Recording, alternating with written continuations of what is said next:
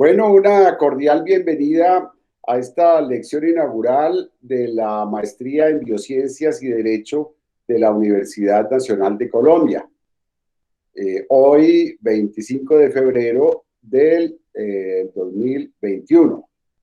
La Maestría en Biociencias y Derecho tiene por objetivo tender un puente, un lenguaje común entre las ciencias naturales y las ciencias sociales. Y qué mejor que en esta ocasión, ante este acuciante problema de la pandemia que nos tiene en virtualidad, que ha azotado a la humanidad cuando se creía que era de tiempos pasados. Y ese es el tema que se va a abordar hoy en la lección inaugural a cargo del doctor Eduardo Rueda. El doctor Eduardo Rueda es médico y bioeticista, con su maestría y doctorado en bioética, y también el doctor en filosofía de la Universidad del País Vasco. Igualmente nos acompaña la profesora María Teresa Reguero, que también es eminente profesora del Instituto de Biotecnología de la Universidad Nacional, quien va a empezar a modo de introducción con una breve explicación sobre las vacunas, su efectividad, digamos la parte un poco científica de las vacunas. Y después de la intervención central del doctor Eduardo Rueda, intervendrá el profesor Fabián Acosta, que es filósofo con doctorado en la Universidad de Sofía, en Bulgaria, y profesor de la maestría, filósofo y también profesor en ciencia política.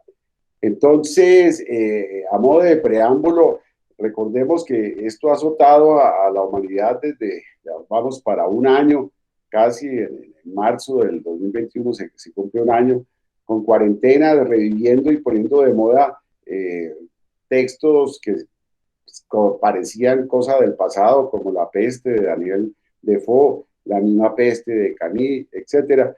Pero se ha hablado también por parte de muchos que el retorno a la normalidad no puede ser volver a la misma normalidad de antes, a las mismas rutinas, a la misma congestión, a la misma depredación del medio ambiente, a la misma inequidad social, sino que esto debe servir también para replantear de fondo tanto la relación nuestra con el ambiente, el respeto, como también las relaciones económicas y sociales. Por eso voy a permitirme leer a ver si ustedes identifican el autor.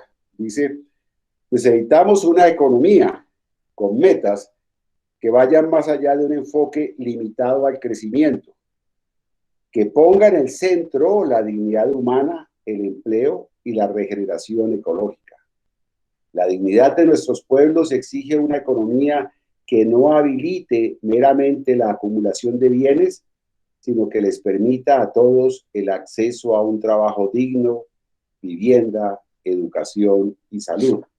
Y más adelante continúa diciendo el autor, es hora de explorar conceptos como el ingreso básico universal, también conocido como el, comillas, impuesto negativo a la renta, un pago fijo incondicional a todos los ciudadanos que podría distribuirse a través del sistema impositivo.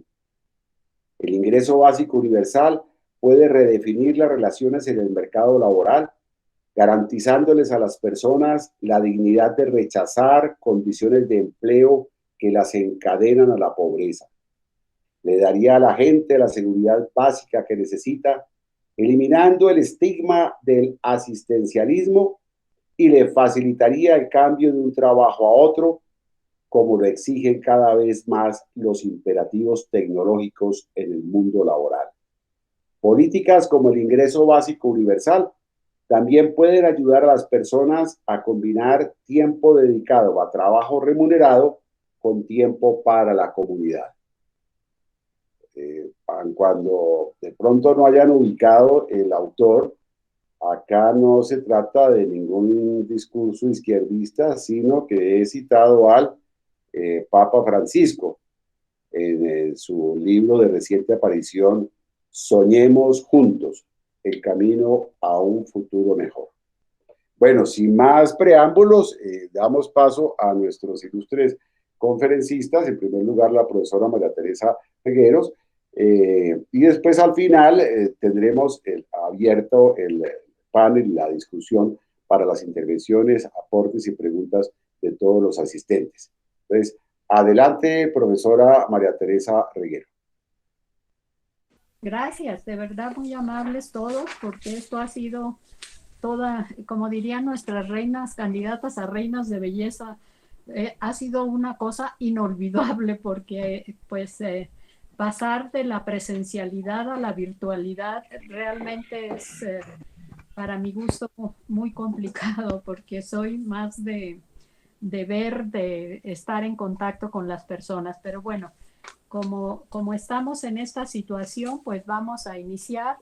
El día de hoy el profesor me pidió que les comentara un poco y de manera muy general sobre lo que hay en vacunas frente al COVID-19. Como ustedes pueden observar, pues en este caso en especial tenemos, de acuerdo a las últimas cifras, existen han detectado más de 40 millones de casos con COVID y 1 millón de muertes en el mundo hasta el día de ayer. De tal suerte que pues las vacunas pueden ser y son de hecho una, una respuesta, una manera de protegernos frente a frente al COVID. Y hasta ahorita disponibles a nivel mundial hay tres vacunas: la del laboratorio Moderna, la de Pfizer BioNTech y la de Oxford AstraZeneca.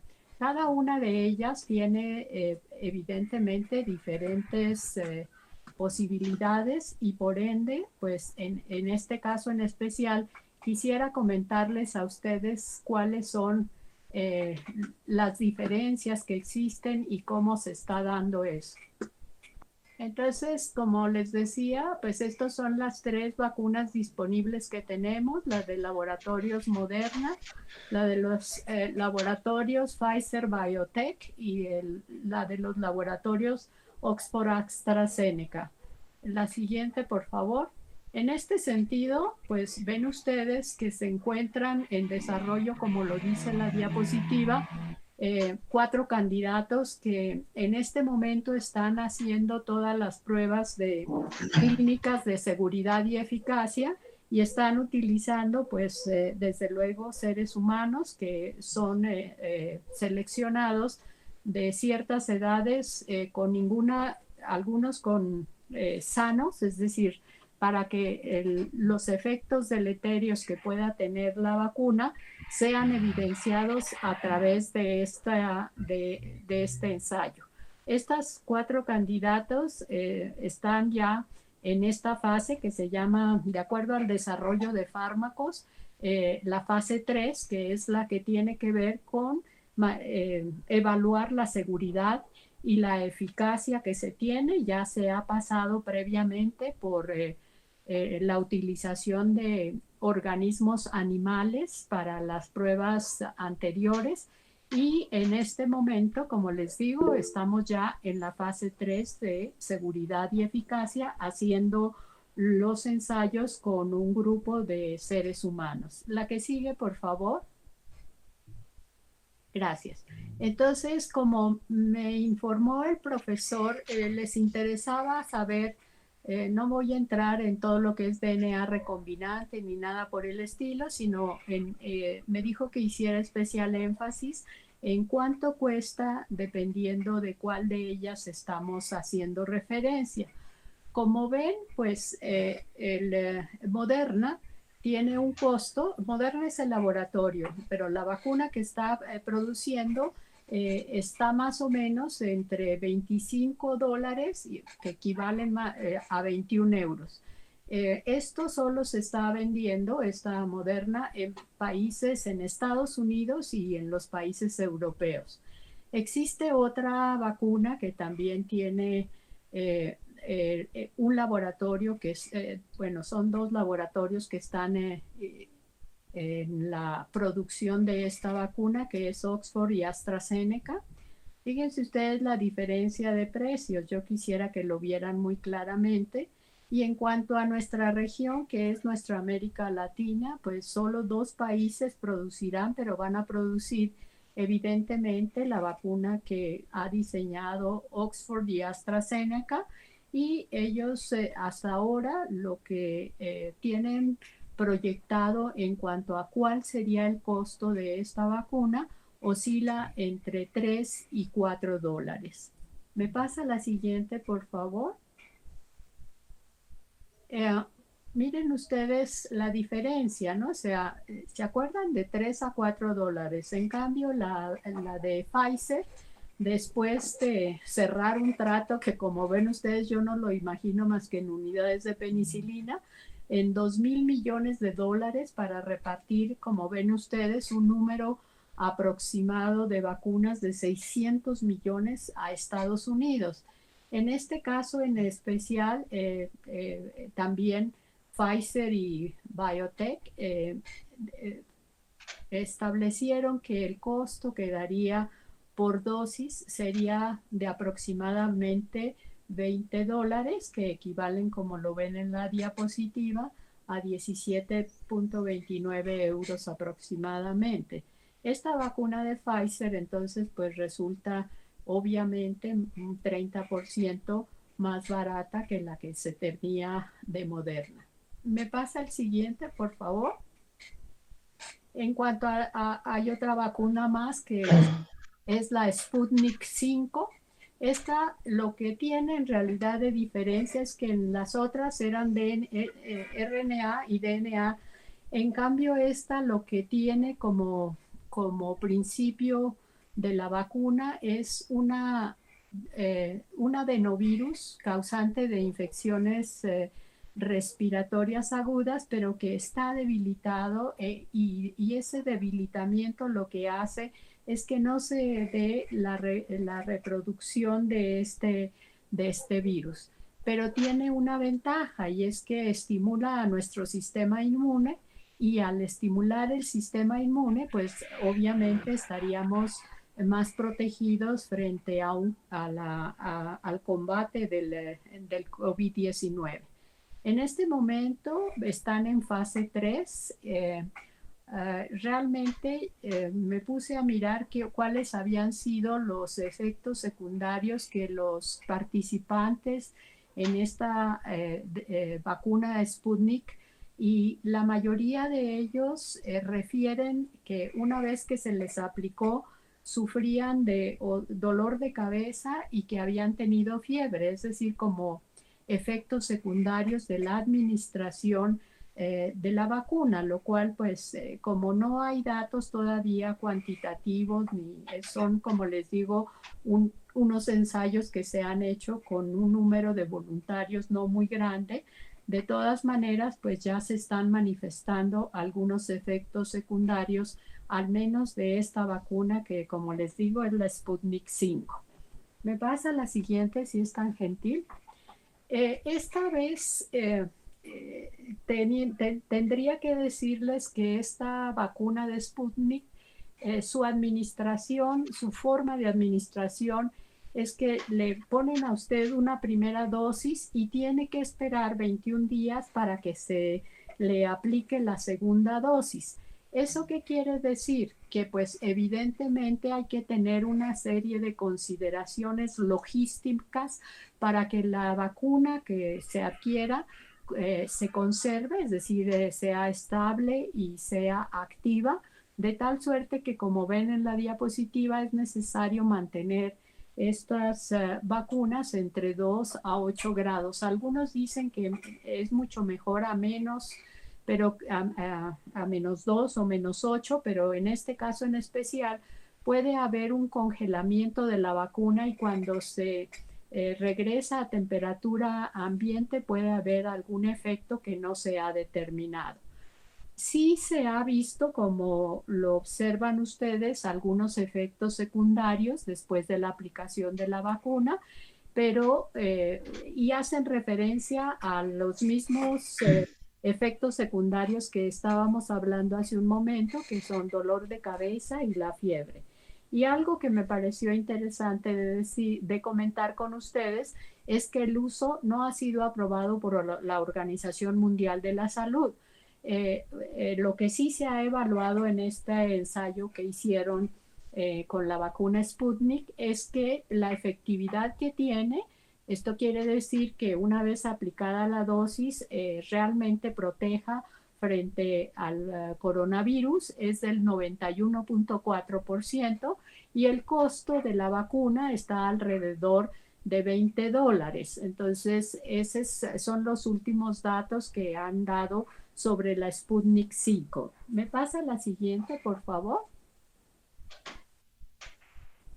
La vacuna de Pfizer Biotech, si ustedes se dan cuenta, en este caso contiene, solo dicen que es material del virus. ¿Qué material? Pues no tengo la menor idea porque pues es parte del secreto industrial de la vacuna, entonces pues no lo sé, pero sí advierten que este material que contiene estimula el sistema inmune con la finalidad de poder controlar al coronavirus. Eh, También hay que aplicar dos dosis y como ven ustedes, 21 días después de la primera dosis hay que aplicar un refuerzo, es decir, la segunda dosis.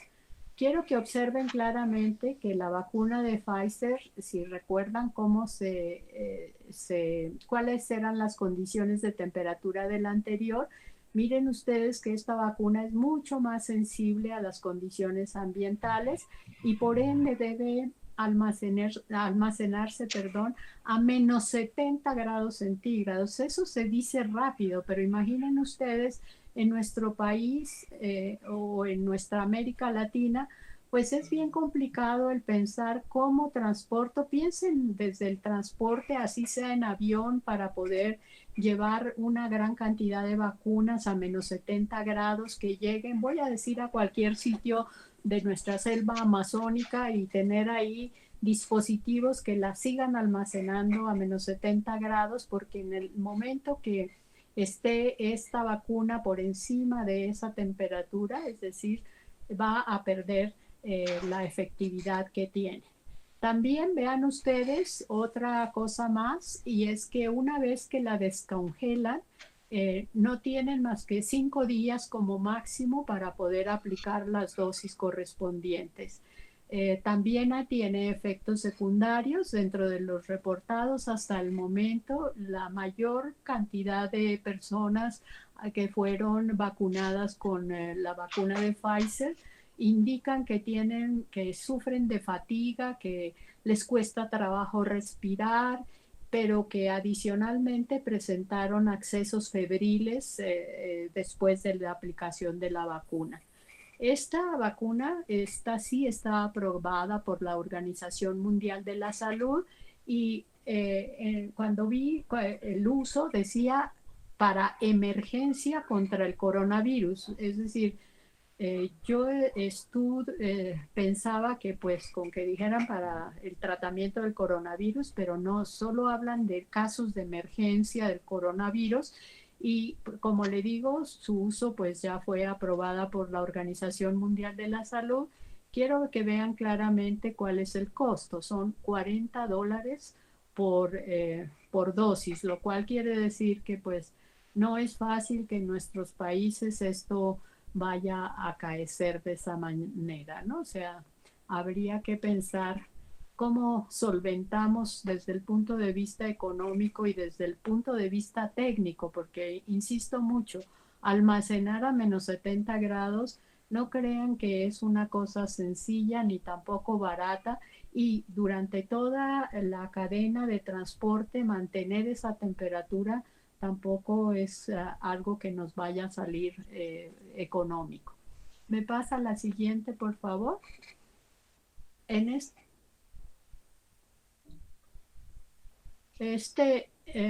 esta pequeña digresión, como le llamé esta mañana, en realidad es para que veamos todas las alternativas que se están dando, pero que ninguna ha sido aprobada todavía, es decir, no tenemos datos suficientes, datos clínicos suficientes para poder decir es mejor la de Moderna, es mejor la de Pfizer Biotech. Como ven ustedes, cada una tiene distintos procesos, distintas formas de administrarla. En algunos casos el costo, como pueden ver, es variable. Entonces son cosas que hay que ir avanzando en el conocimiento de ellas para poder saber pues qué es lo que conviene más para nuestro país, pero sobre todo algo que es importante, piensen ustedes cuántos millones de colombianos hay y pensar en $40 por cada aplicación de la vacuna, por cada individuo, pues estamos hablando de sumas que por momentos siempre pienso en los países menos desarrollados. Imaginen en África si pueden pagar un costo de $40 una vacuna, ¿no? Entonces, pues aquí hay muchas cosas que podríamos entrar a comentar, pero sobre todo a mí me preocupa de esto la parte ética en cuanto a que sería solo la población que pudiera pagar o si el gobierno de los estados, de las naciones, se hace cargo de proporcionarnos de forma gratuita la vacuna, ¿no? O sea, tengo dudas todavía sobre el particular. Muchas gracias. Muchas gracias, profesora María Teresa. Muchísimas gracias. Por favor, vayan tomando nota para en el momento en que sean las preguntas, cuando abramos a las intervenciones, pues este es el momento. Ahora le damos la palabra al doctor Eduardo Rueda. Adelante, doctor Rueda, por favor. Muchas gracias, Martín.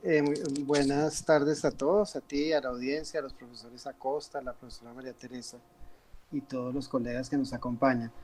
Yo quisiera un poco desarrollar esta charla en 4 puntos, todos ellos breves, con la idea de darle paso más bien al conversatorio, que creo que puede ser lo más estimulante en relación con este tema. En primer lugar, quisiera tratar un poco el tema del contexto en el que se produce este debate en torno a la vacuna como bien público global. En segundo lugar, quisiera abordar de manera naturalmente muy sencilla y preliminar los fundamentos de la idea de bien común o público en el marco de sociedades democráticas, es decir, cuáles son los criterios con base en los cuales uno podría considerar algo como un bien común. Posteriormente quisiera referirme a cuáles son los límites a la propiedad privada que existen en sociedades democráticas, es decir, no sociedades socialistas ni comunistas, porque esto es un poco, hay que decirlo, como Martín decía hace un momento cuando nos compartía el párrafo del Papa actual, en el que parece castrochavista. Esto hay que decirlo en Colombia, ¿no? Esto es de cualquier sociedad, Estado democrático de derecho, existen límites a la propiedad privada, incluyendo naturalmente el Estado colombiano, con base en su ordenamiento constitucional. Y quisiera entonces, a partir de ahí, presentar cuál ha sido entonces la trayectoria del debate y las tareas públicas que hoy por hoy plantea esta cuestión de la disponibilidad de la vacuna para satisfacer las necesidades de ella en todo el mundo. Bien, entonces con este guioncito quisiera comenzar. ¿Cuál es el contexto actual del debate? El contexto es que a la tasa de producción actual, en el mejor de los casos, solo vacunaríamos el 10% de la población mundial este año. Eso le dice Partazarati, una colega de Michigan, hace poco, en una comunicación que dirigen varios académicos de los Estados Unidos a Biden. Germán Casas, que es muy conocido en nuestro medio, tal vez Martín lo conoces, el que es presidente de Médicos Sin Frontera para América Latina, también hizo un cálculo con su organización, él exactamente vive en Ginebra, y según el cálculo que hicieron, si levantaran la patente de la vacuna, que es lo que vamos a discutir ahorita en forma, pues se lograría vacunar a la población mundial, toda la población este año. Esa es la diferencia, o sea, la diferencia es con patente vacunamos el 10% de la población mundial. Si las patentes no se levantan, 10%. Si las patentes se levantan, el resto del planeta, el resto digamos, del planeta, un poquito más, tal vez más tiempo, pero... Ahora, fíjense en este dato. En Colombia, esto ya no me lo compartió nuestra colega común Claudia Vaca en estos días, Martín y profesora María Teresa.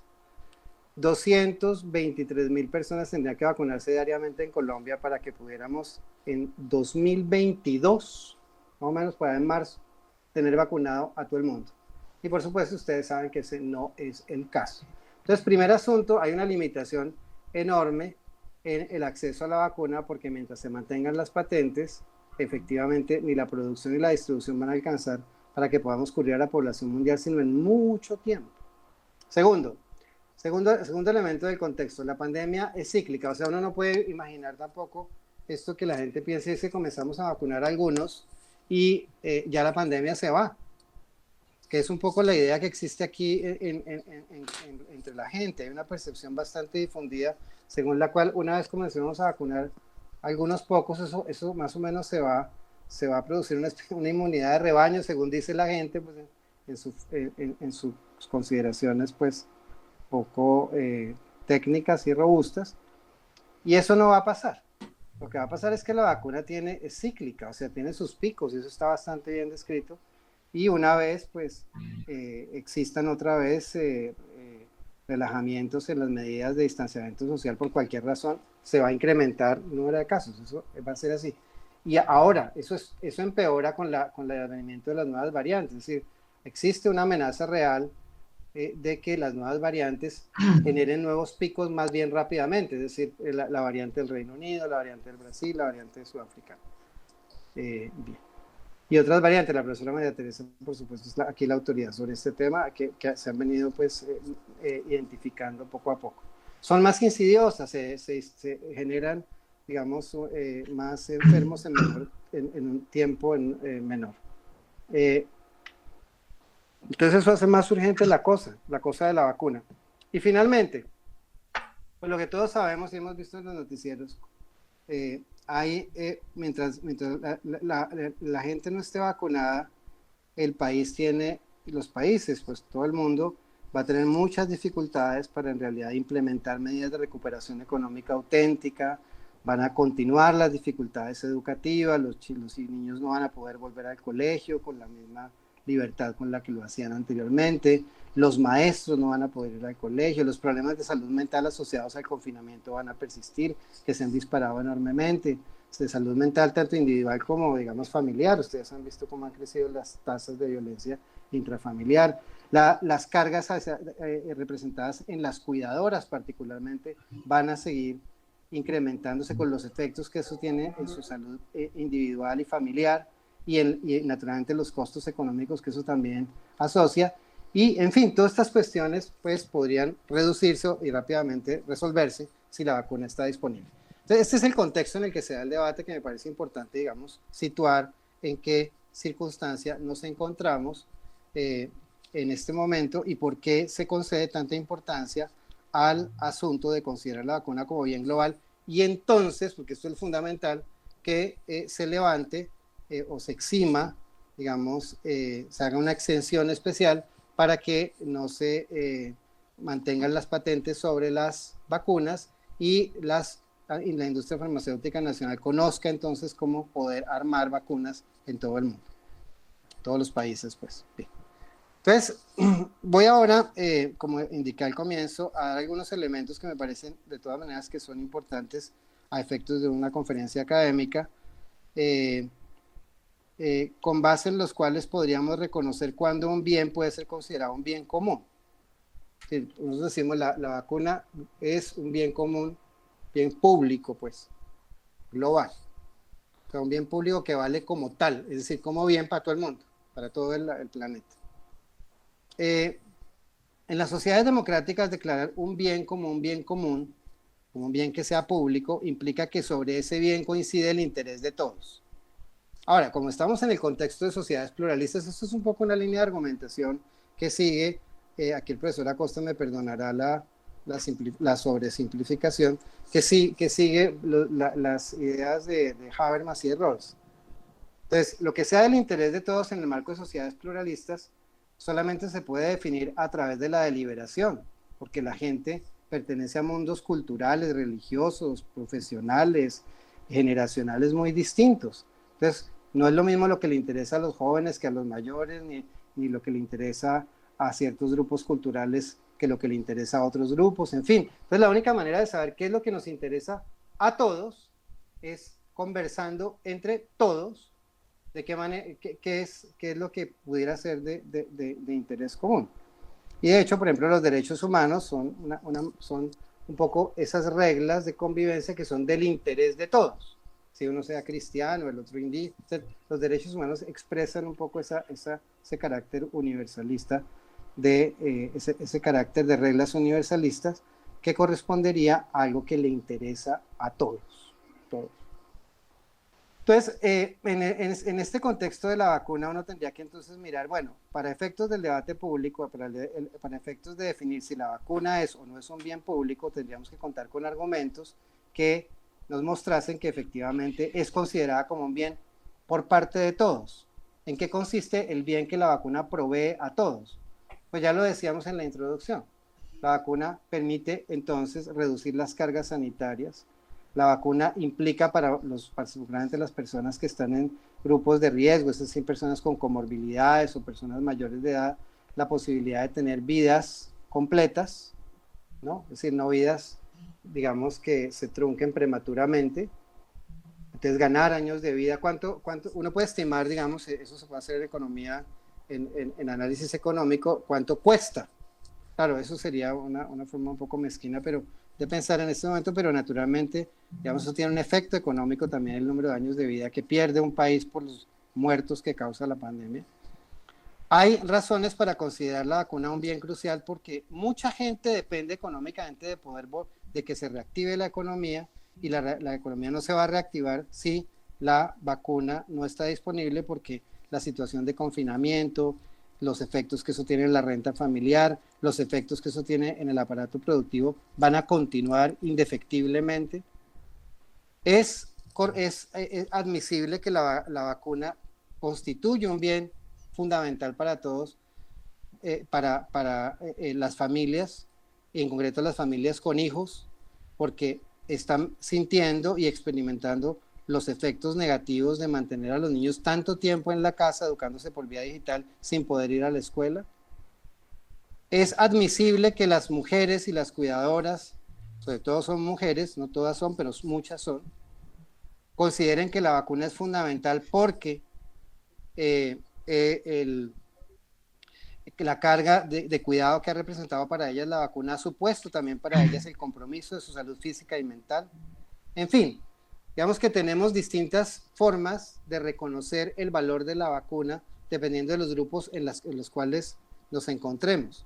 Uno podría decir de manera muy, muy rápida, naturalmente, que esto es, que considerar la vacuna como un bien es prácticamente un objeto de consenso entrecruzado, es decir, lo consideran importante los sanitaristas, los economistas, los educadores, la defensora de los derechos de las mujeres, de los derechos humanos, los indígenas, todo el mundo, digamos, en ese sentido, y uno puede, digamos, verlo manifestado de muchas maneras a través de los medios de prensa. Hay un consenso hoy por hoy sobre este punto, y es un consenso que no surge de cualquier manera, es decir, que no es producto de la agregación de preferencias, ni es tampoco un efecto del paternalismo de alguien que dijo, no, es que esto es bueno para todos, sino es producto de que los grupos sociales han venido expresando en la arena pública las razones por las cuales consideran que un bien como la vacuna es un bien valioso.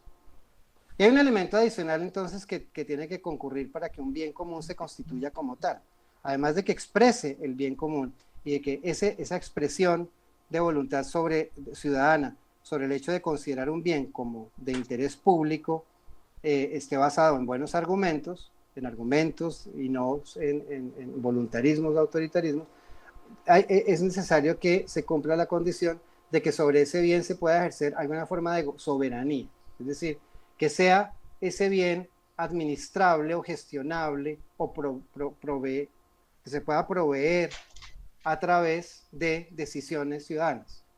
Y bueno, uno podría decir, bueno, hay cosas que la gente querría, todos tendríamos razones para querer, pero no necesariamente podemos lograr que así suceda, no es gobernable.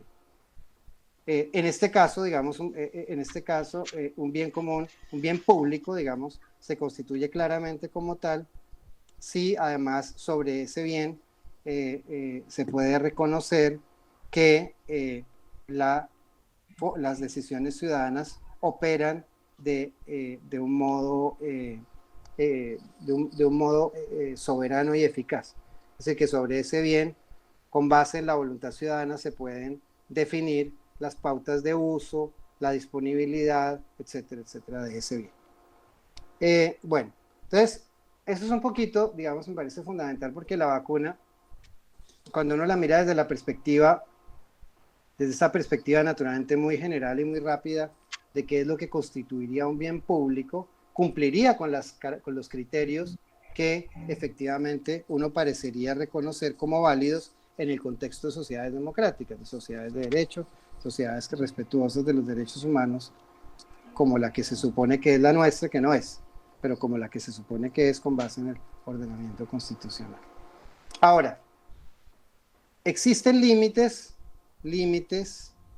para el disfrute de un bien como bien público por razones de que sobre ese bien opere la propiedad privada, es decir, constituye una justificación auténtica que limite el acceso a un bien público, a un bien de interés público, como acabamos de exponer, constituye una limitación que sea justificable el que ese bien sea de propiedad de unos, en este caso ese bien, o sea, esa vacuna es un bien que está patentado y por lo tanto que es propiedad de la industria farmacéutica correspondiente.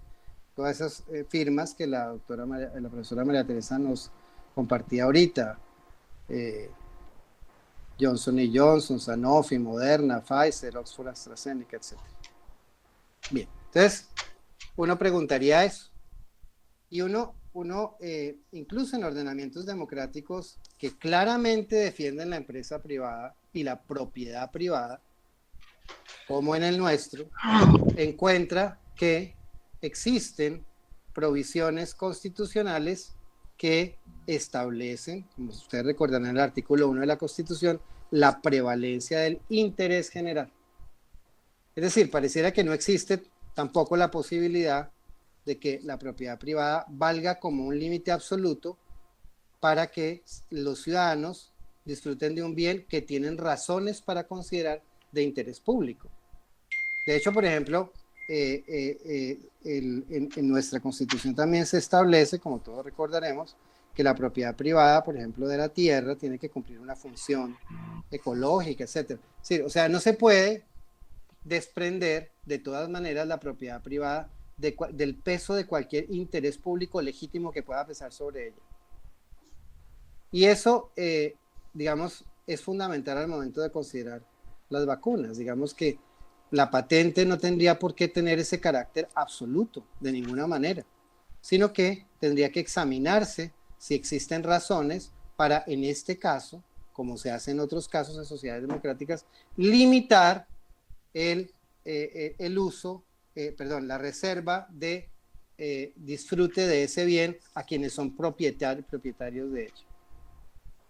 Bien, entonces, en la línea de esta argumentación quisiera decir que las vacunas, entonces, parecieran ser bienes públicos, bienes sobre los cuales hay interés público legítimo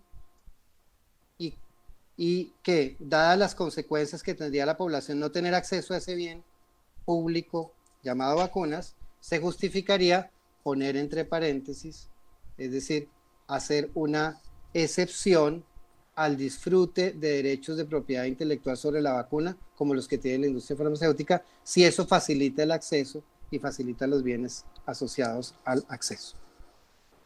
Ahora, en el caso de la vacuna, digamos que esto es más obvio porque para el desarrollo de las vacunas, estas vacunas que la profesora María Teresa nos contó ahorita en detalle, se utilizaron dineros públicos. Entonces, si uno mira, por ejemplo, la vacuna de Oxford AstraZeneca, más o menos el 70% de los recursos fueron aportados de dinero para su desarrollo, fueron aportados por dineros públicos, dineros de ciudadanos, dineros del tesoro público. Y el resto, más o menos el 35%, fue aportado por donantes, por donors, o sea, organizaciones sin ánimo de lucro. Lo mismo pasó con la de Novavax, que está todavía en prueba en el Reino Unido. O la vacuna de Moderna. El porcentaje de recursos públicos que se pusieron para el desarrollo de la vacuna de Moderna fue del 95%. Y el resto, el 5% adicional, lo pusieron donantes, organizaciones no gubernamentales sin ánimo de lucro. La vacuna de Pfizer, BioNTech, que es bien cara, como mostró ahorita la profesora María Teresa, y cuyo almacenamiento es además bastante costoso. Esa vacuna, 2/3 de los dineros usados para el desarrollo de la vacuna fueron provistos por los gobiernos que participaron en el consorcio que desarrolló esto. Entonces, dineros públicos, dineros del tesoro público. La única que es de puro fondo privado es Sanofi, es la vacuna de Sanofi, que todavía pues no ha sido muy difundida en nuestro medio. Y la cubana, que poco se habla de la cubana, y etcétera. Esa es toda de fondos públicos. Bueno, esa no es de fondos privados, sino de fondos públicos completamente, perdón. Bien, entonces, en el caso de las vacunas, pues es aún más claro que no debería prevalecer de ninguna manera la propiedad privada sobre ese bien, sino que incluso en razón del modo como efectivamente se financiaron las vacunas, tendría que prevalecer el bien común, tendría que prevalecer, digamos, la consideración fundamental de que en este caso es perfectamente justificable, y más justificable aún por esta cuestión de la financiación, limitar el acceso, el disfrute, digamos, reservado a los propietarios de la propiedad intelectual sobre la vacuna. Bueno, ahora, ustedes podrán decir, y este es un debate que pues siempre ha existido mucho, y que pues sirva la presentación para traerle un poquito de vuelta, aunque por supuesto no le podremos dar debido tratamiento. Ustedes podrán decir, bueno, pero el problema, y esto es lo que dicen ellos, lo que dicen los dueños de las farmacéuticas y los que dicen quienes la defienden, y lo que dicen los officers de la World Trade Organization, de la OMC. Lo que dicen, digamos, los que defienden esta cosa es, bueno, pero si nosotros no defendemos religiosamente las patentes, pues se acaban los incentivos para la innovación. Y resulta que en parte le debemos la posibilidad de tener vacuna a que existen unas estructuras de investigación e innovación muy bien armadas, que están protegidas por las patentes y por lo tanto trabajan esperando compensaciones ulteriores por las innovaciones que producen. Y uno diría, entonces, ese efecto negativo, ¿qué peso argumentativo podría tener en el balance de esta situación? Entonces, uno lo primero que tendría que decir es que de todas maneras, como vimos anteriormente, la propiedad privada no puede invocarse como un límite absoluto al disfrute de un bien por parte del público que tiene intereses legítimos en ello. De hecho, Gerald Cohen, que es bastante conocido, el profesor Acosta lo conocerá muy bien en el terreno de la filosofía política, por su debate con Rawls, explicaba de una manera que ni el propio Rawls logra hacerlo de manera tan lúcida, que el principio de la justicia de Rawls, que es un principio de las sociedades democráticas, según el cual las desigualdades en una sociedad democrática se justifican cuando esas desigualdades convengan a la protección de los miembros más desfavorecidos de la sociedad, debe considerarse como un principio, decía Cohen, transaccional. Es decir, me explico. Uno, por ejemplo, puede decir, un ejemplo distinto al de las vacunas, que esto ha sido un poco el argumento de la derecha en Colombia. yo le quito impuestos a los ricos para que los ricos produzcan empleo y a la larga eso hace disminuir más la pobreza que si les cobrara impuestos. Es decir, eso sería, digamos, un modo de entender el segundo, ese principio de acuerdo con el cual hay que favorecer a los miembros más desfavorecidos de la sociedad de un modo transaccional. O sea, vamos, no necesariamente uno dice con base en el segundo principio de la justicia de Rawls, en el principio de desigualdad compensatoria, muy conocido probablemente por todos, que es un principio, digamos, muy de las sociedades democráticas, un principio de progresividad, digamos. Uno no podría decir que necesariamente cobrar impuestos es la única manera de garantizar que las personas más vulnerables de la sociedad se beneficien. Uno podría decir, bueno, si es verdad que eso funciona, pero uno tendría que demostrarlo, claro está, uno tendría que demostrar que efectivamente no cobrar impuestos a los ricos es mejor porque aumentan el empleo y efectivamente eso se traduce en bienestar social de ta. Ellos no han logrado hacer esa demostración, por el contrario, las demostraciones van en una vía completamente distinta.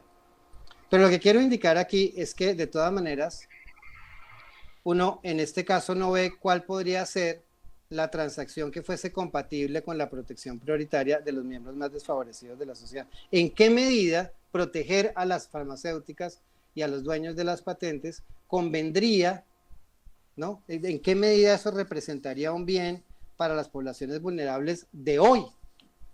Eso si acaso, es decir, es imposible de justificar ese argumento y por lo tanto, digamos, el valor que puede tener ese argumento en términos transaccionales es muy pequeño. Ahora bien, a ese argumento según el cual se le puede levantar las patentes generaría un desincentivo que de pronto nos puede costar, porque eso es lo que un poco nos dicen, ¿no? De forma un tanto amenazante. No, pues que ustedes levantan la patente, pues esta gente yo creo que se baja del bus y olvídense un poco de que en el futuro frente a las pandemias que están anunciadas, probablemente para la década entrante, bueno, estos profetas del futuro, olvídense que vamos a tener soluciones, porque ustedes no nos están garantizando, efectivamente, no les están garantizando una compensación que es justa, porque ellos al fin y al cabo se metieron la plata del bolsillo, pusieron la infraestructura, etcétera, etcétera, y no les están garantizando eso. Y uno podría decirles dos cosas a estas personas, que me parece que es muy importante también tener en cuenta en el debate. La primera, uno no podría, después de lo que nos está pasando, de todo lo que ha venido, por ejemplo, en Colombia hemos tenido una discusión en los últimos meses muy importante en torno a cómo se desmanteló el sistema de producción nacional de vacunas. Nosotros acabamos con la ley 100, con el sistema nacional de producción. Colombia era muy bueno produciendo vacunas, exportábamos vacunas. Y esa infraestructura y ese recurso humano, pues sencillamente se fue desmantelando y al final, pues hemos perdido capacidades nacionales muy importantes en producción de vacunas. Hemos perdido soberanía científica en salud. Entonces uno les podría decir, bueno, después de lo que nos está pasando, yo no creo que los estados democráticos serios van a querer apostarle todas las soluciones a la iniciativa privada.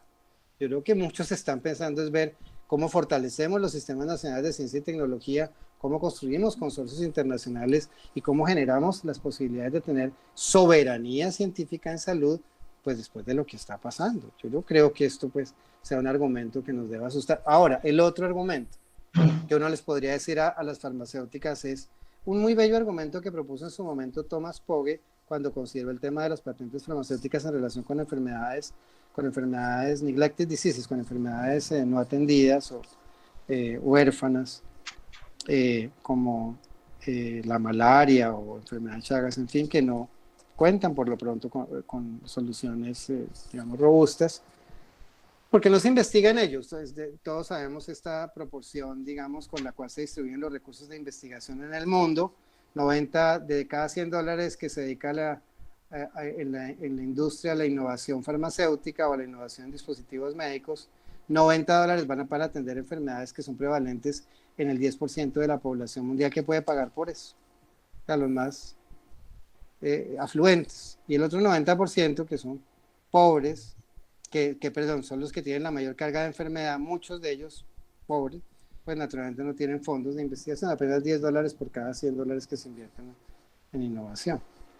Entonces, uno lo que podría, frente a eso, Thomas Pogge dijo, bueno, ¿cómo hacemos para que la industria se interese por los pobres? se interese por la gente, las enfermedades que le dan a la gente pobre de nuestros países y produzca soluciones para malaria, para enfermedades de Chagas, etcétera.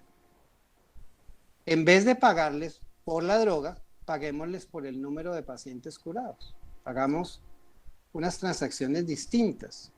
Entonces, eso se podría acordar. Uno podría acordar, por ejemplo, en este caso, que levantar las vacunas y permitir que las industrias farmacéuticas nacionales de los diversos países armaran la vacuna, le generara una pequeña compensación, una compensación cuyo monto se podría estudiar, a las farmacéuticas que contribuyeron al desarrollo, a la innovación, en este caso, de una manera que entonces no sacrificara ni el ritmo, ni el alcance, ni la disponibilidad temprana de las vacunas para la población mundial. Es decir, no tendría en ese caso efectos desincentivadores, al revés. Si a mí me van a pagar por el número, yo hice la vacuna, y me van a pagar por el número de pacientes vacunados, a mí me interesa hacer sociedad con cualquiera que me ayude a armar vacunas, mis vacunas, para que efectivamente yo reciba un retorno mayor y más temprano, lo cual es costo de oportunidad por la administración de las vacunas. De manera que uno podría pues, responder también a este tema de otra manera. Bien, considerados esos argumentos, entonces quisiera entrar a describir un poco cómo se ha dado la trayectoria del debate sobre las vacunas y con esto un poco cerraría mi intervención para darle paso al conversatorio. Hace unos meses, ya Martín lo mencionaba hace un momento en sus palabras introductorias, India y Sudáfrica escribieron una carta para la cual pidieron apoyo internacional, apoyo que no les fue concedido casi de ninguna parte, para que la OMC, la Organización Mundial del Comercio, considerando la vacuna como un bien público global, de interés público global, eximiera, en este caso, la obligación a los países miembros de la OMC de respetar la patente de la vacuna. Y entonces, que se abriera la patente y todo, y entonces India, todo el mundo puede hacer la vacuna desde que tenga una industria nacional farmacéutica más o menos capaz de hacer eso, lo cual hoy en día más o menos se podría considerar está globalmente extendido con algunas excepciones. Pues bien, en la primera ronda, que tuvo lugar como nosotros en ese momento en Médicos Sin Marca, yo soy el coordinador actual de Médicos Sin Marca Colombia, que es un movimiento de la sociedad civil que lucha porque no se sigan enriqueciendo con base en las marcas las farmacéuticas y eso no le niegue a los pacientes acceso a los medicamentos. Hicimos una carta a la Presidencia de la República que apoyaron más de 60 y pico de organizaciones de toda América Latina y muchos académicos, entre ellos colegas muy distinguidos como mi querido profesor Martín Uribe.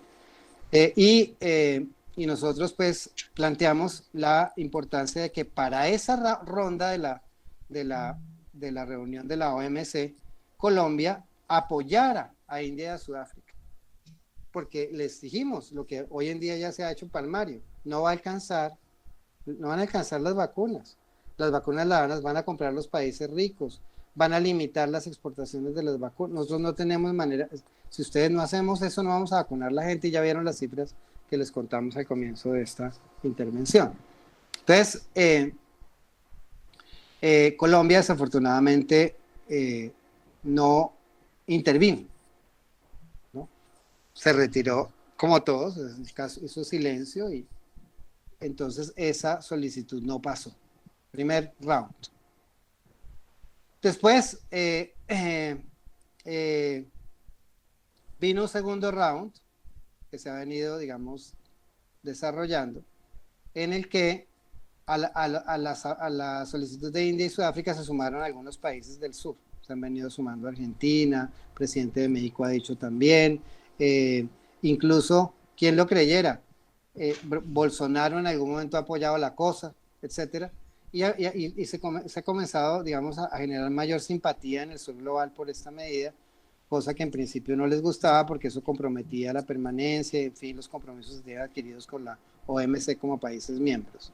En el marco de todos estos tratados de libre comercio, todos sabemos que eso. Bien, entonces, ese ha sido un poco el segundo round, eso ya ha ambientado más la cosa, digamos. Colombia naturalmente no ha hecho parte de los países que en este segundo round han querido sumarse al waiver, a la solicitud de exención, sino que se ha mantenido también, se mantuvo callado también un tiempo. Estos son los meses de diciembre, enero. Bien, pero hace poco se ha venido como reconfigurando la escena internacional de debate sobre el tema de una manera muy interesante. Yo quiero dar aquí 3 datos que me parece que son claves. El primero es una publicación que hace Peter Goodman, que es un gran journalist, un gran periodista del New York Times con mucha influencia, en un momento en el que ya Biden se posesiona como presidente de Estados Unidos con todos los compromisos de retomar el liderazgo mundial, etcétera. Ustedes vieron toda esta cosa, seguramente por CNN, etcétera.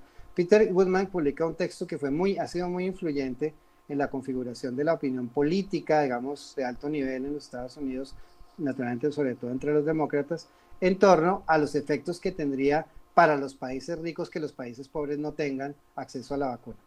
Y él hizo una serie de cálculos con una serie de asesores, todos muy reconocidos mundialmente, según los cuales las naciones, el Producto Interno, el Producto Bruto Global, perdón, se reduciría en unos 9 trillones de dólares si los países pobres no pueden vacunarse. Ese es el costo. Y ese costo es un costo sumamente alto, digamos, en términos de las economías del norte, digamos. Eso también se vuelve una cosa estratégica. Primer dato. Segundo dato, en ese mismo marco, también comienzan a aparecer costos políticos, naturalmente, por supuesto. Los ciudadanos en Europa están muy preocupados porque la tasa, digamos, con la cual está sucediéndose la vacunación no es la que quisieran tener, tampoco, ni siquiera ya. Entonces, por ejemplo, salió Charles Michael del European Council, que es pues una figura muy prominente, y más prominente aún, el ministro de Economía alemana, que es de la democracia cristiana alemana, a decir, bueno, esto yo creo que si hay que limitarlo, esto hay que ponerle límites, esto hay que dejar de tratarlo, dijo el ministro de Economía alemán, como si fueran reglas sagradas, lo de las patentes, y hay que ver esto de una manera que, digamos, dimensione en qué manera se va a afectar la economía global, la economía alemana y la gente. Entonces, estas declaraciones y estos análisis, pues uno diría, como dice la profesora María Teresa, que estas no son las buenas razones éticas, no lo son. Pero en términos, digamos, de análisis de la coyuntura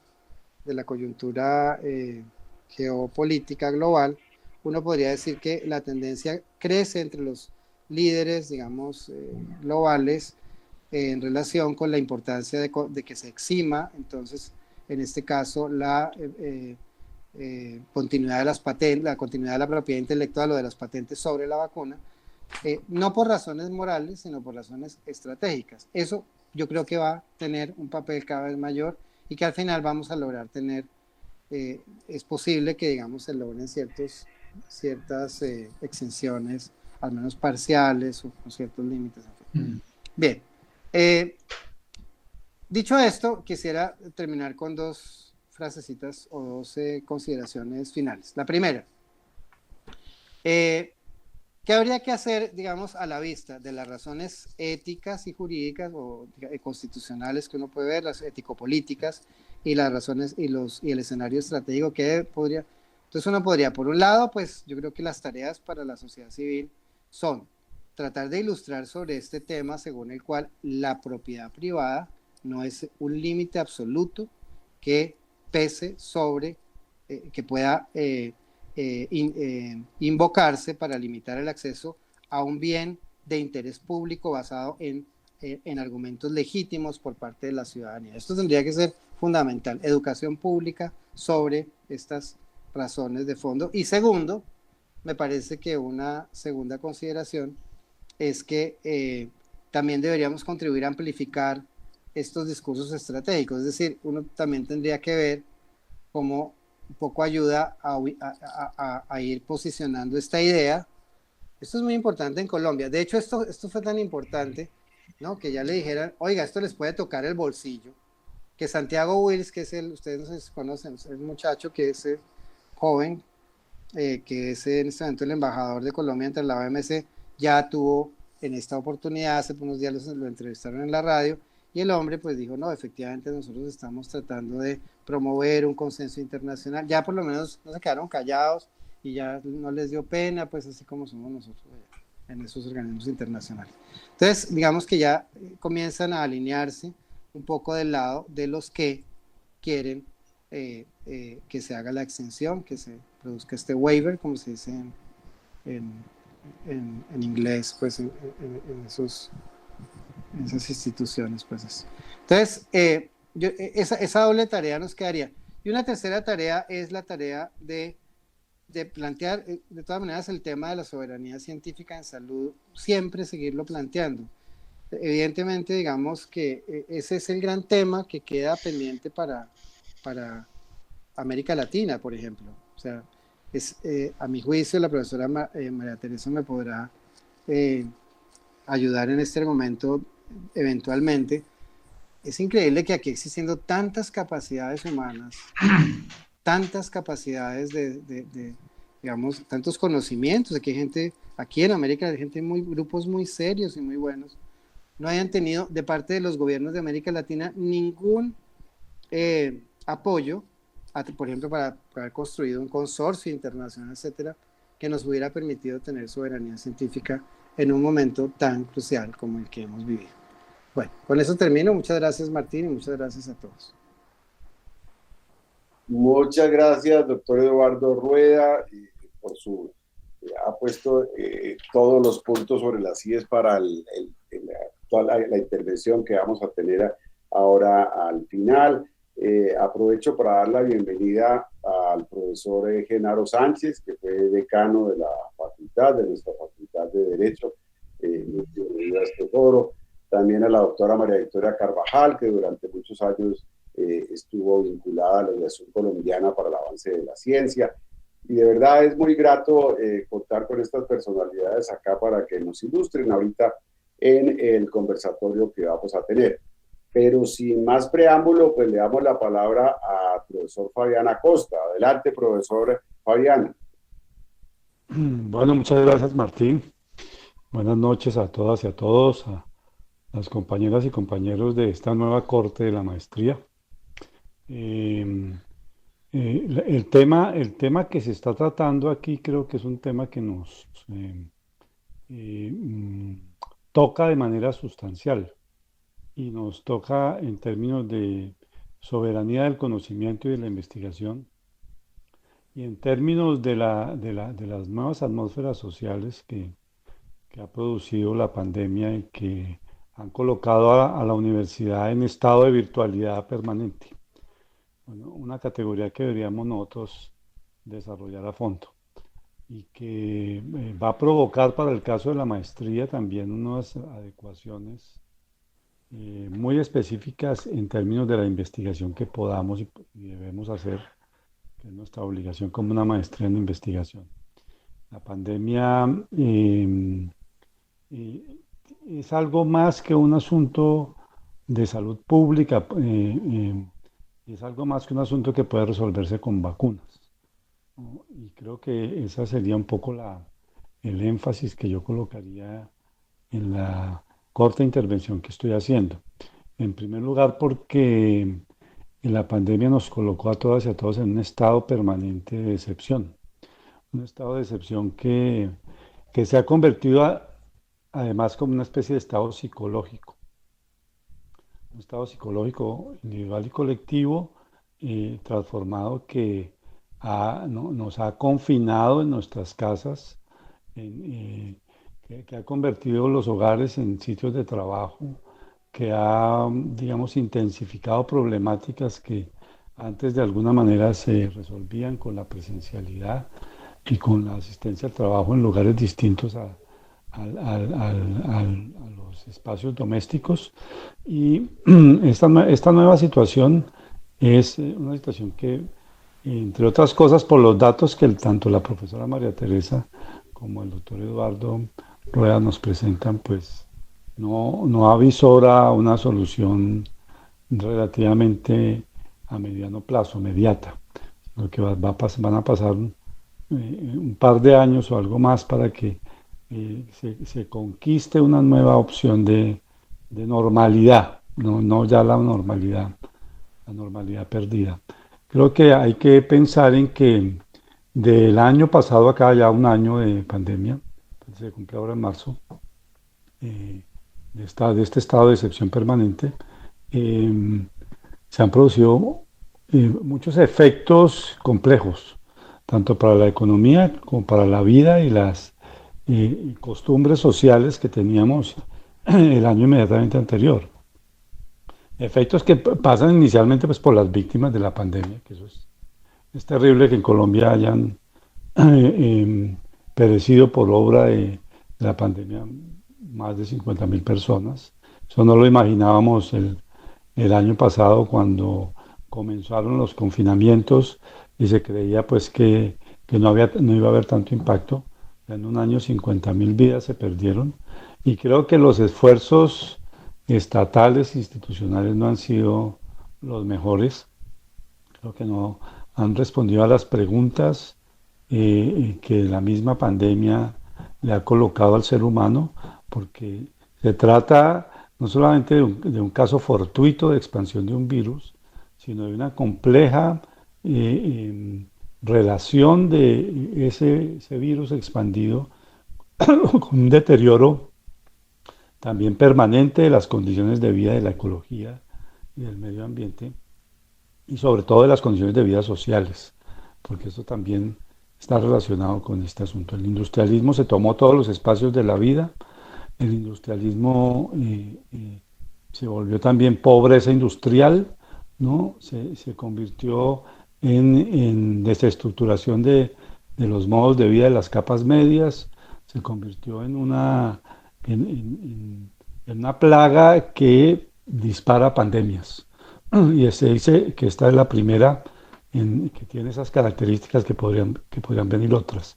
Pero lo cierto es que hay unas consecuencias de un modo de vida que se comenzó hace más o menos 2 siglos, que sigue difundiéndose y ante el cual los gobiernos, incluso el mundo científico, todavía no reaccionan lo suficientemente profundo. Yo creo que lo digo como estudioso de los temas políticos, pero también de los temas poblacionales.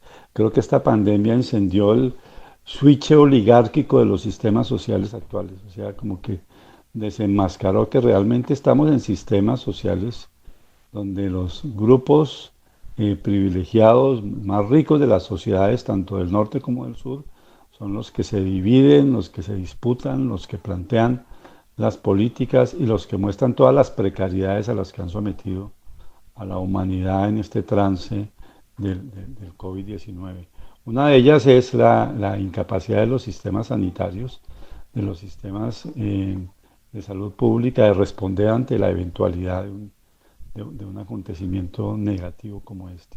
Entonces, me parece que el pensar socialmente, políticamente, jurídicamente, sociológica, pero también científicamente en todos estos elementos nos permitirán comprender mejor estas evoluciones que se están dando de la manera como las sociedades responden de un modo privatizado aún, sin una discusión de fondo seria, sin avances claros a mediano y largo plazo en el tema de patentes, por ejemplo, con respecto a las vacunas y los efectos que eso pueda producir y va a seguir produciendo en nuestras vidas cotidianas, pero también en nuestra vida universitaria, en la capacidad que podamos tener para hacerle frente a esta problemática. Yo creo que lo que ha planteado el doctor Eduardo y la doctora María Teresa es claro en el sentido de un llamado a nosotros para,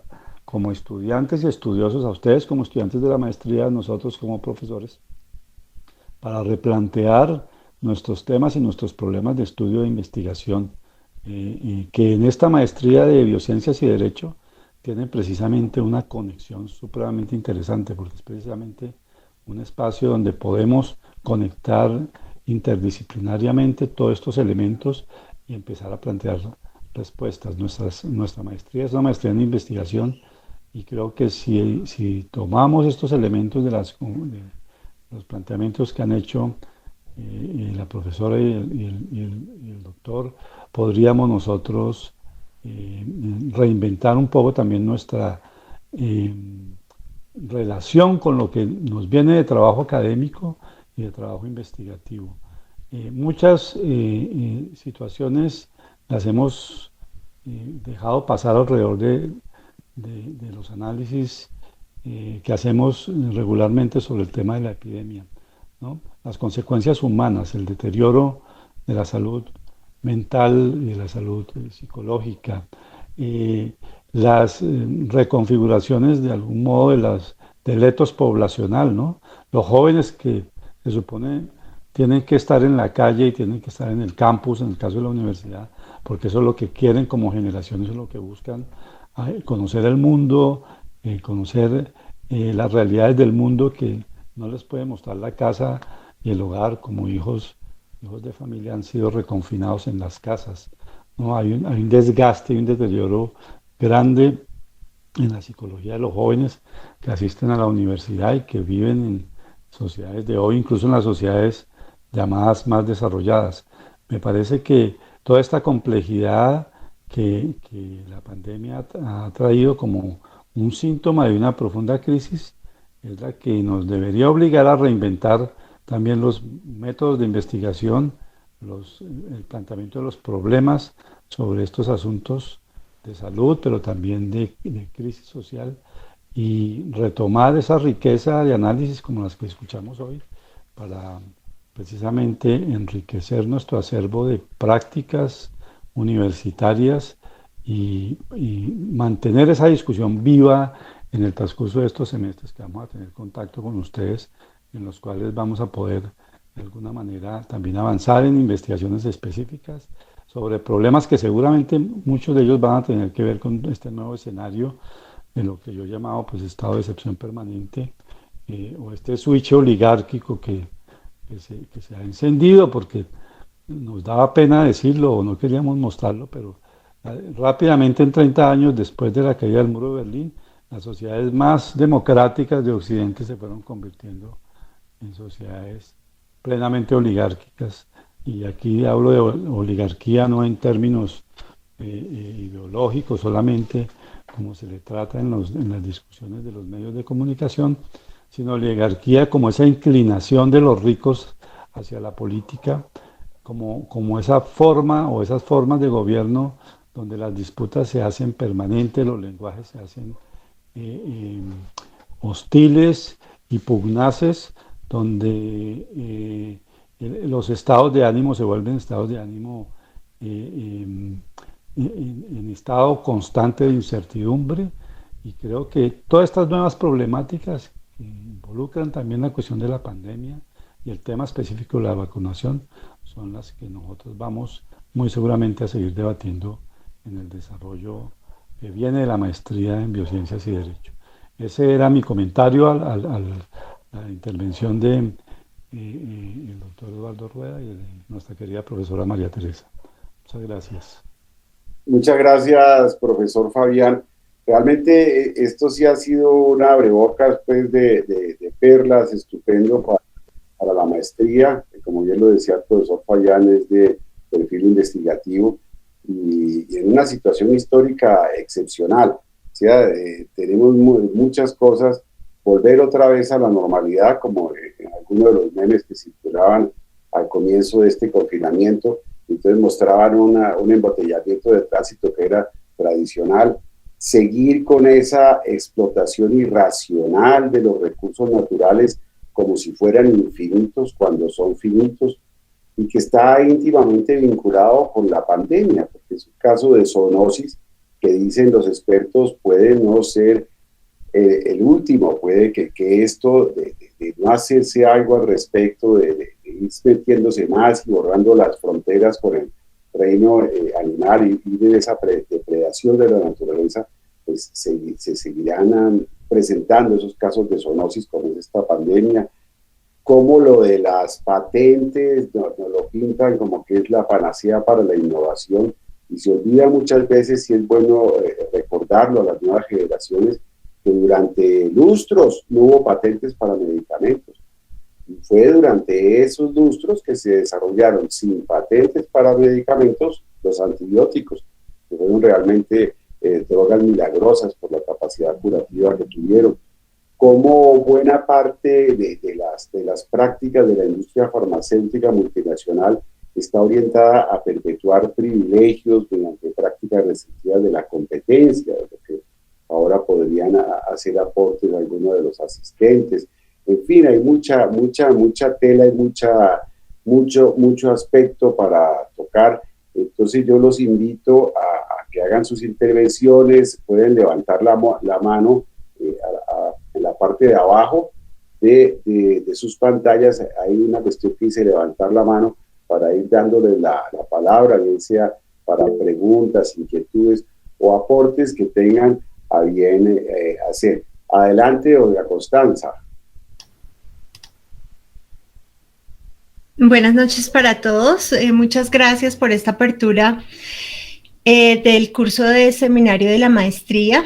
Yo solamente quiero hacer un aporte que tiene que ver con el hecho de que todo esto debe enfocarse, y así pues lo he planteado en mi proyecto de grado, en un marco de bioética y bioderecho.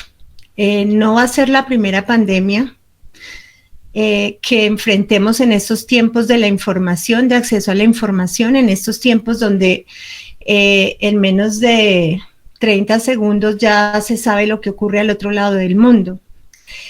Las pandemias anteriores, como en el caso de la gripe, de los primeros años del siglo pasado, claro, el acceso a la información era nulo prácticamente, y eso es lo que ha hecho de esta pandemia una pandemia diferente. En ese sentido, es importante recalcar aquí que la manera en cómo nosotros enfrentamos esta pandemia es precisamente la manera en que el acceso a la información nos lo ha permitido. Y ahora, con tantos desafíos que nos presenta el acceso a la información, es cuando tenemos que tratar de ir un poco más allá y enfrentar este tipo de retos en materia de salud pública desde la bioética y el bioderecho. El bioderecho desde la Declaración de Barcelona y otras declaraciones, otros instrumentos internacionales sobre los cuales tal vez en Latinoamérica realmente no nos hemos acercado mucho, y que nos dan no solamente pautas para este tipo de problemas como el acceso a las vacunas o el acceso a los medicamentos, sino que también nos dan pautas para todo aquello que tiene que ver con los avances en genética, maternidad subrogada, tantos problemas de la bioética y el bioderecho que tal vez nosotros estamos llamados aquí dentro de la maestría a abordar. Entonces, pues ese es como mi aporte. Siento que de todas maneras vamos a tener que enfrentar más problemas de salud pública. Ya estamos hablando de diferentes cepas del virus, estamos hablando de que una pandemia prácticamente son 10, 15 años mientras llegamos a esa inmunidad de rebaño, mientras llegamos al cubrimiento de la inmunización de toda la población. Y así como este virus nos sorprendió a todos, podrán venir más que nos van a terminar de sorprender y nos van a terminar de confinar y de cambiar tal vez la vida que conocemos o como la conocíamos anteriormente.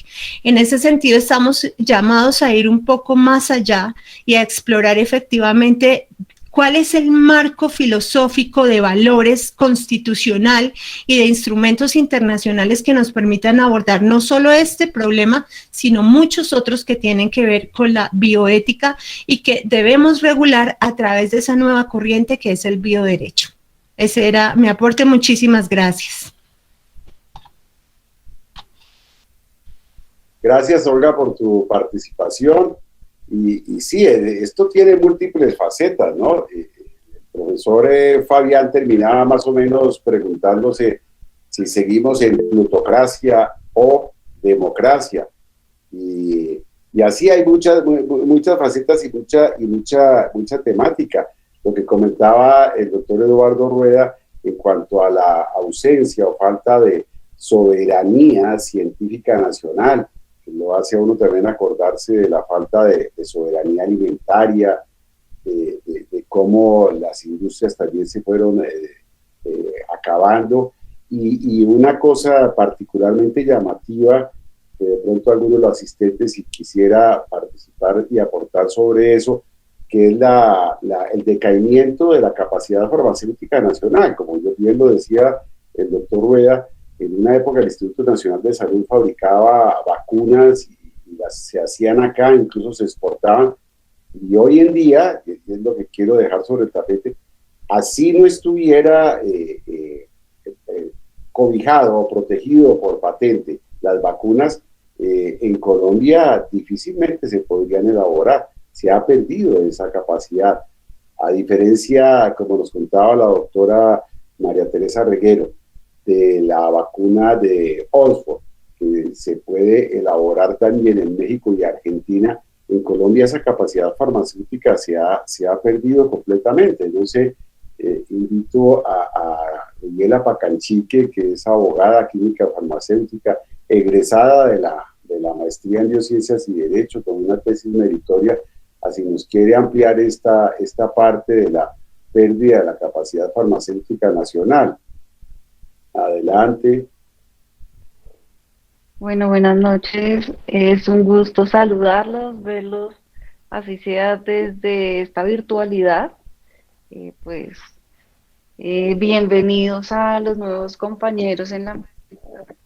Esto pues es una experiencia muy bonita en la que definitivamente van no solo a enriquecer sus conocimientos, sino pues tienen la posibilidad de interactuar con profesores que son muy buenas personas como los que están aquí presentes. Bueno, en cuanto a la pérdida de capacidad, bien lo mencionaban los profesores, pues Colombia era de hecho un referente en Sudamérica con la producción de vacunas. Con el Instituto Nacional de Salud se avanzó con vacunas como contra la viruela, pero bueno, parece que con estos estándares de globalización, la industria farmacéutica pública se perdió en el camino porque, bueno, llegaron nuevos estándares regulatorios, buenas prácticas de manufactura, etcétera, y parece que no era un interés del gobierno en su momento o algo pasó y todo esto se perdió. Ni siquiera estamos en la capacidad de producir sueros antiofídicos, que pues en este momento es algo muy importante, y a veces los sueros antiofídicos de otros países no funcionan para las serpientes que tenemos aquí en el país. Entonces, pues sí, en realidad es muy triste esa pérdida de capacidad y eso nos trae pues otro problema. O sea, estamos viendo que las patentes, o sea, partimos del supuesto que las patentes son el problema frente al acceso en este momento, pero creería que no hay patentes por el momento de las vacunas que recién se desarrollan. De pronto sí de las tecnologías, por ejemplo, para poder tener formulaciones, vacunas de ARN mensajero, pero de las vacunas actuales posiblemente no tengamos patentes, y aún así, aún partiendo del supuesto que todas estas tecnologías fueran de dominio público, no tenemos la capacidad para producirlo. Entonces, pues estamos sometidos a las condiciones del mercado, y pues y bajo estas condiciones, pues podrán adquirir las vacunas los que tengan el dinero disponible para adquirirlos. Así que pues estamos a la deriva por nuestra falta de capacidad tecnológica, y ya después cuando entren las patentes en juego, pues también por falta de políticas frente a los derechos de propiedad intelectual, en donde estos derechos pues pareciera que son más importantes que el derecho a la salud. Muchas gracias, Ruby. Y hago una pregunta aprovechando, profesora María Teresa Reguero, una pregunta. No tenemos esa capacidad, pero no es precisamente por falta de talento nacional. Aquí hay talento nacional para desarrollar toda esa, digamos, todo ese campo de medicamentos biotecnológicos, ¿verdad? Lo que falta es financiación y apoyo, ¿cierto, profesora María Teresa? Si quisiera complementarnos. La profesora me parece que no está presente. Doctor Rueda, adelante si usted quiere ir redondeando estas inquietudes. Por favor, doctor Eduardo, adelante. Profesora María Teresa, sí está ahí, profesora. Yo estaba hablando, pero no me di cuenta que había apagado el micrófono para oírlos a ustedes de manera más expedita, y entonces lo dejé apagado, pero los estaba oyendo a ustedes y yo no me di cuenta hasta ahora. Lamento mucho este inconveniente. Ciertamente usted tiene la razón. Es decir, en nuestros países, y me atrevo a hablar de toda nuestra América Latina, no se ha hecho una inversión importante en investigación. Pareciera que eso está por fuera de lo que debería ser, digamos que el fundamento del desarrollo, no solo de vacunas, sino también de fármacos, sino también de muchos elementos para la salud, alimentos, por ejemplo, ¿no? Es decir, siempre estamos pensando en que el presupuesto no da para apoyar proyectos de investigación, y creo que todos nosotros lo hemos visto. Ganar un apoyo en Colciencias no es nada fácil. Se lo dice alguien que todos los años estoy presentando con el grupo de investigación. Este año tuve éxito y creo que lo logramos porque ya nos fueron, primero fuimos preseleccionados y ahora ya nos dieron la buena noticia. ¿Cuál es el punto aquí?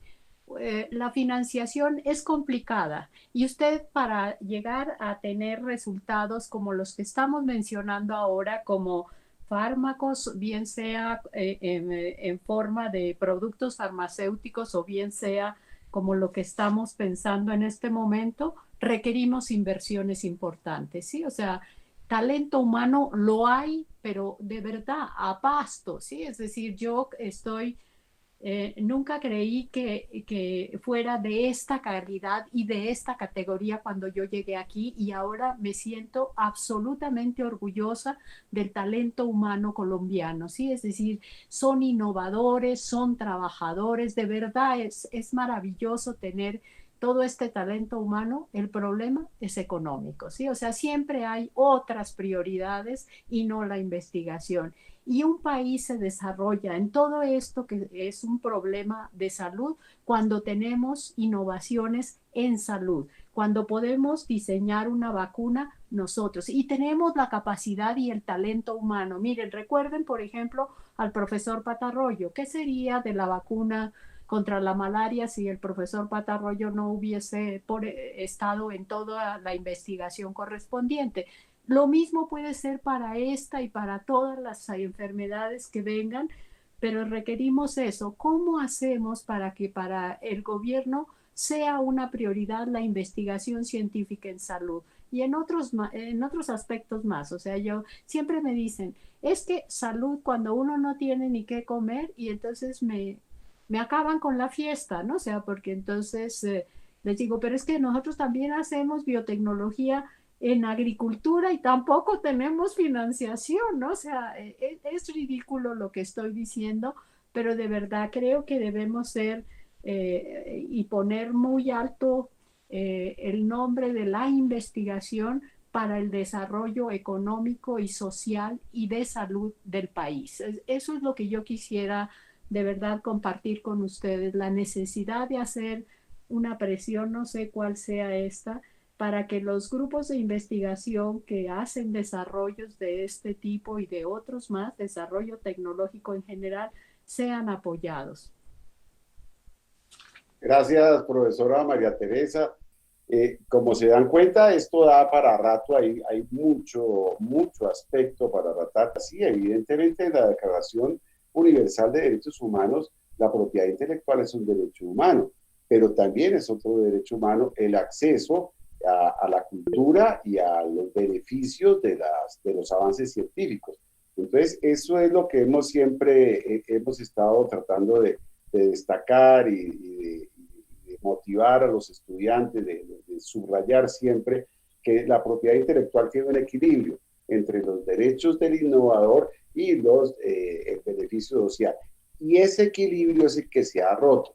El caso es ahorita concreto con el tema de las vacunas, o cuando hay medicamentos, por ejemplo, que son tan costosos que da lo mismo pues que no existiera remedio, como por ejemplo con el famoso imatinib.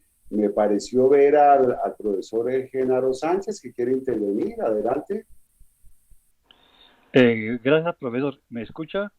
Sí, lo oímos, profesor. Adelante. Primero, para agradecer la invitación que me hace a asistir a esta excelente reunión, saludar al profesor Rueda, desde luego a mi querida y muy siempre apreciada María Teresa Regueros, a Fabián y a usted, Martín. Escuchando yo la cosa de la soberanía de salud, la soberanía en cuanto a cuestiones científicas, investigativas en salud, en medicamentos, vacunas, etcétera.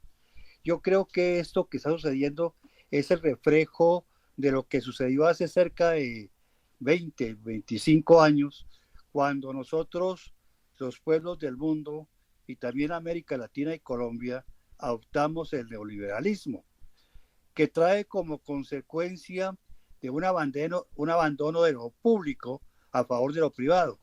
Yo estaba pensando, Ortica, en un ejemplo. Decía así, ¿por qué no producimos computadores en Colombia?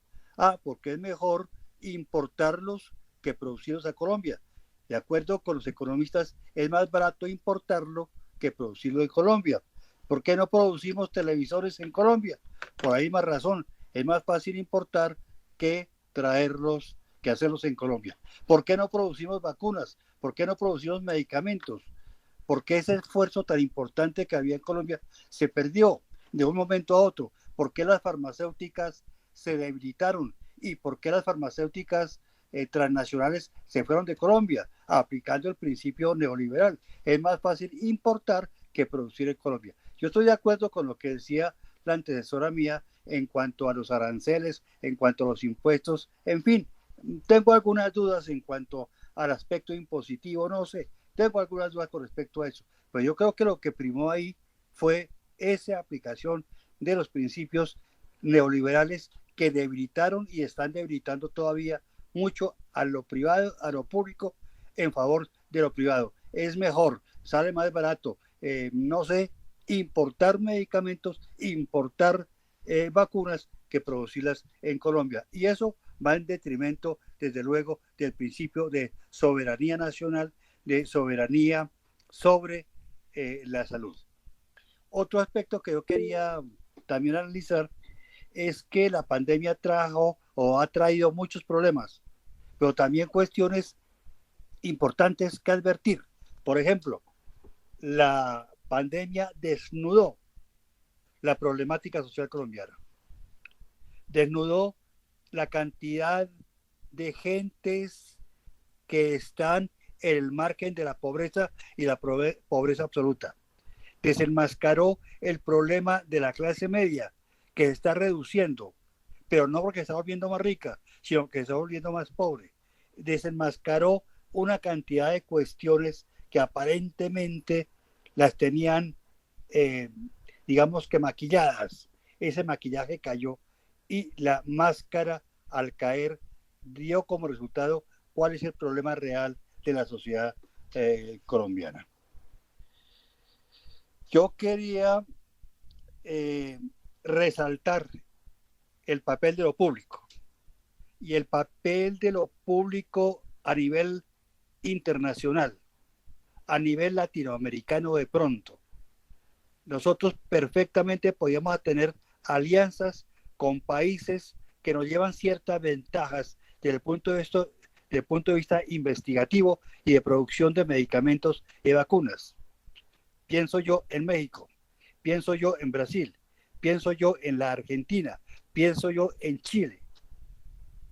si nosotros no podemos en este momento producir medicamentos, claro que hay farmacéuticas nacionales muy importantes, pero si optáramos por la hipótesis de que no podemos producirlos, cierto, que no podemos producir vacunas porque no tenemos el aparato tecnológico, la inversión suficiente, etcétera, perfectamente podríamos pensar en alianzas con otros países latinoamericanos para poderlas producir y así garantizar una soberanía latinoamericana, una soberanía de estos países en cuanto a la producción de medicamentos y de vacunas. No podemos olvidar eso.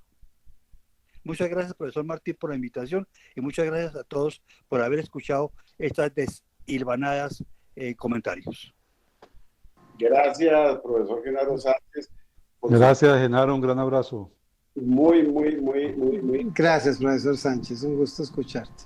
Vamos ya acercándonos hacia el final, pero de acuerdo, el neoliberalismo, y fíjense que el neoliberalismo en esa normatividad estableció que importar era exportar, o sea, no se exigía ya para la exclusividad de la patente el que hubiera una explotación local. Y fíjense cómo en los mismos Estados Unidos fueron víctimas de eso, porque buena parte de su manufactura se fue para China. Y eso ocasiona el surgimiento pues, de populismo al estilo trumpiano, etcétera. Bueno, esto da para rato, pero bueno, ya nos estamos acercando al final por la avanzada de la hora. La profesora Ruby quiere decir algo. Levantó la mano, adelante. Sí, profesor Martín. No, solo hacer como un pequeño comentario frente al hecho de que producir aquí en Colombia es más costoso. En ese sentido, pues sería bueno que existiera una entidad estatal destinada a la producción de medicamentos que, por ejemplo, en Brasil ha contribuido para la producción de medicamentos a los cuales se les otorga licencia obligatoria. Pues si aquí hablamos de licencia obligatoria, en caso tal que se llegara a otorgar, ningún laboratorio, pues primero, Laboratorio Nacional lo ha pedido, y segundo, pues si existiera la posibilidad de licencia obligatoria, pues no tendríamos la capacidad para hacerlo aquí en el país, luego tendríamos que buscar una licencia con fines de importación, así que sería importante que el mismo Estado tuviera su propio laboratorio farmacéutico. Gracias. Igual, bueno, esto está muy bien, gracias. va para mucho y creo que sería para analizar con detalle. Esto va para la rato, sí, gracias, Ruby. Mira lo que decía, porque ahí está la normatividad internacional y la posibilidad de las licencias obligatorias. Pero si no se puede, también está lo que acaba de señalar el profesor Genaro Sánchez, buscar alianzas, pero es que parece que no hay miras, nos hemos acostumbrado a mirar las cosas muy, para decirlo con una palabra, pues en horas del término de mezquindad, ¿no? Bueno, profesor y doctor Eduardo Rueda, si quiere usted redondear y hacer el cierre de esta lección que ha estado muy productiva. Adelante. Gracias, Martín, y gracias a ti y a los colegas por compartir sus ideas sobre este tema. Yo quisiera pues hacer unos muy breves comentarios finales. Uno, a propósito de lo que decía el profesor Acosta, yo creo que valdría la pena que tuviéramos una serie de sesiones y de debates sobre cómo la pandemia ha, por un lado, puesto en evidencia una gran cantidad de problemáticas estructurales del mundo actual, y por otro lado, un poco también qué mundo o qué pacto social pudiéramos un poco ir tejiendo a partir de esta experiencia social global que la pandemia pues ha puesto, nos ha dejado, pues digamos. Creo que digamos ese debate es un debate en sí mismo que valdría la pena tener en varias sesiones, pues es un gran debate. En relación con lo que dice la profesora Ruby, sí, yo creo que digamos hay medidas que son institucionales como las que propones, pero desde luego también tenemos que apropiarnos de acciones desde la sociedad civil.